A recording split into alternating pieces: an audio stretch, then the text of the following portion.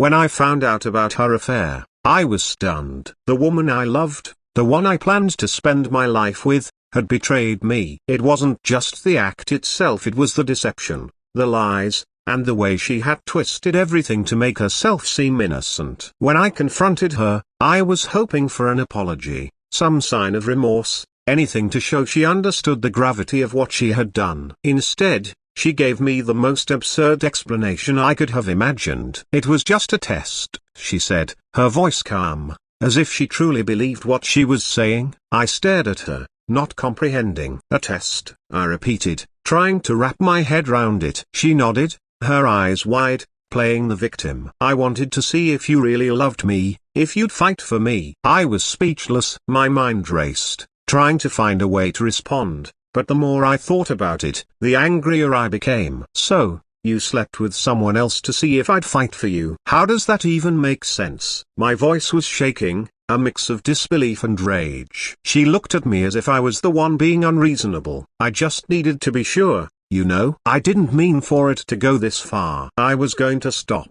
but then, I don't know, it got out of hand. I couldn't believe what I was hearing. This wasn't some game where people's feelings were tested for fun. This was real life, and she had broken my trust in the worst way possible. And what if I had done the same thing?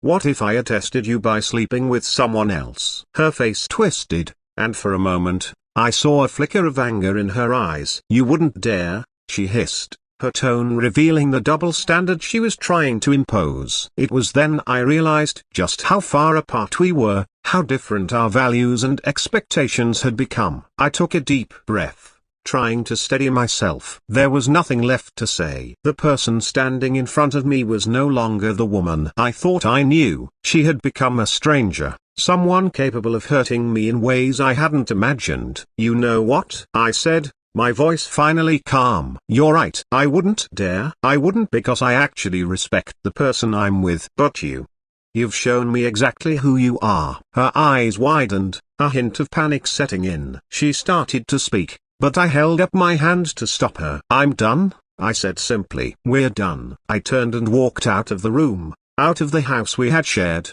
and out of her life. As the door closed behind me, I felt a weight lift off my shoulders. It hurt, of course it did. But I knew I deserved better. I deserved someone who wouldn't need to test my love, because they would already know it was real. And that's when I realized, walking away wasn't just the end of something, it was the beginning of something new, something better.